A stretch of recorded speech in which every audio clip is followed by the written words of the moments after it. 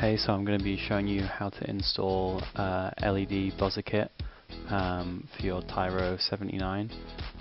This goes for most Betaflight boards, but specifically in this video I'll be looking at the Tyro 79. You can get one of these kits from AliExpress, Banggood, eBay, whatever. This one cost me £1.95. I've put the link in the description. So zooming in onto the board, you can see there's 4 points to solder to: ground, 5 volt, the LED, and buzzer negative. We'll talk about buzzer negative specifically, soldering it to the Tyro 79 flight control board. You need to make sure you're soldering it to the positive and not the negative. The buzzer LED combo has 4 RGB LEDs on it as well as the buzzer. You can change in Betaflight the color of these LEDs and make them flash and tell statuses in terms of modes. You can even have it display the throttle as a color. So I'm just going to fast forward this bit, it's not too interesting. Just soldering the wires onto the pads. You're going to want to tin the pads before doing this because they're just so small. You're going to want to rely on that surface tension to actually pull the pre-tinned wires into place. The kit comes with all the wires you need. I'm just going to solder them on, and in case you're wondering, I'm using a TS100 soldering iron. There's a link for that in the description as well. So I'm just going to twist the cables together now. The cables stock are a little bit too long for the Tyro 79, but with the mounting system that I'm going to use, the slack will actually be probably more good than bad overall, so I'll just leave them as is. Okay, and there you have it. Now we're just going to disassemble the rest of the drone and solder this onto the pads on the flight control board. So if you just notice here, what I'm showing you is I already have some RGB LEDs mounted to the Tyro 79. I have 3D printed insert that these mount to, but I found these LEDs, although plenty bright enough, they're just not in the right positions. And I also want the buzzer mounting, so I'm actually going to show later on in SolidWorks me adapting the design that I've already come up with to hold this. So just go ahead and disassemble the Tyro 79, watching out for all your cables obviously. It is a tight fit in there, and it's easier than what you would think to remove some things. So I'm having to cut the receiver off right now, and unfortunately that does result in me pulling an antenna off, but that's no big deal. I'm using an FM 800 receiver on my Tyro 79, which supports both S-Bus and PPM, although there appears to be a problem with my Tyro 79 board because it's not receiving S-Bus, and upon contacting Yixin, they gave some interesting support, which resulted in AliExpress actually having to get involved and just pay for me to buy a new board myself, which is a bit odd.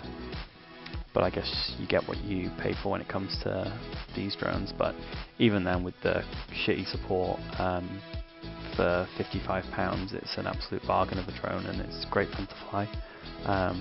You'll also notice that I've actually swapped out the camera on mine for a Foxeer Micro.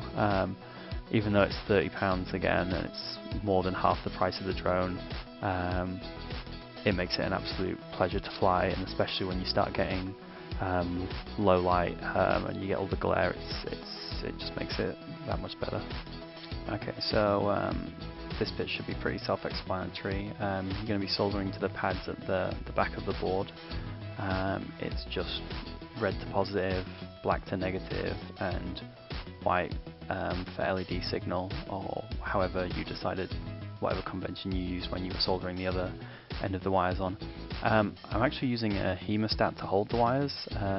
These wires are absolutely tiny, and so is the Tyro 79 flight control board, and I have hands like a gorilla, so I struggle quite a lot to get my hands in, so I'm just using Heatsert. I've left a link in the description for this as well. For me, I use it on a daily basis when soldering. The nice thing is these wires aren't actually cheap and crappy like the Tyro 79 motor wires, which have a plastic coating.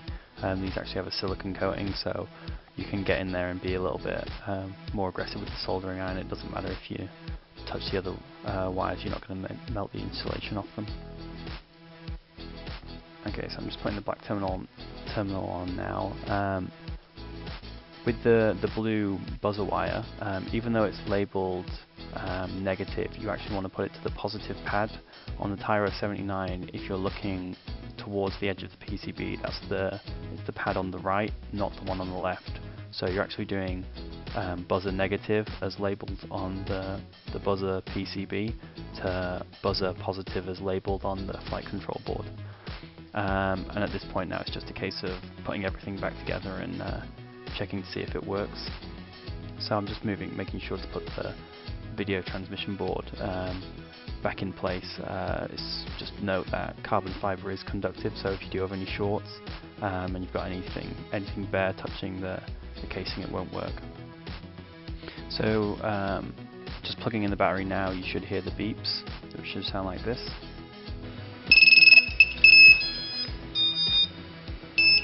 You'll also notice that the LED lights are flashing.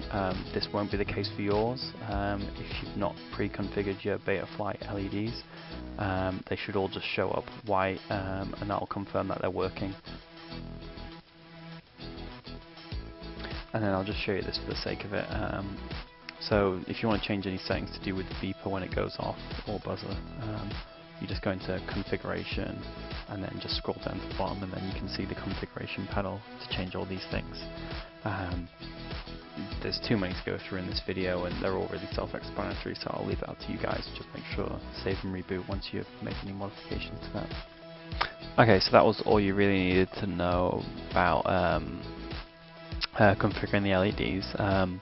What's just going on now is I'm just showing you how I made the modifications to my existing Tyro 79 LED holder to actually hold this this rear light and buzzer assembly. This is just in SolidWorks. I've put the STL files on a link in the description. Just download those and then you can import them into Cura if you like, or I'll also put a link to where you can actually just buy this 3D printed part from myself on eBay. Okay, and here we have it, the final assembled Tyro 79 with the 3D printed bracket and everything mounted up. If you liked the video, give us a thumbs up and feel free to subscribe. Cheers.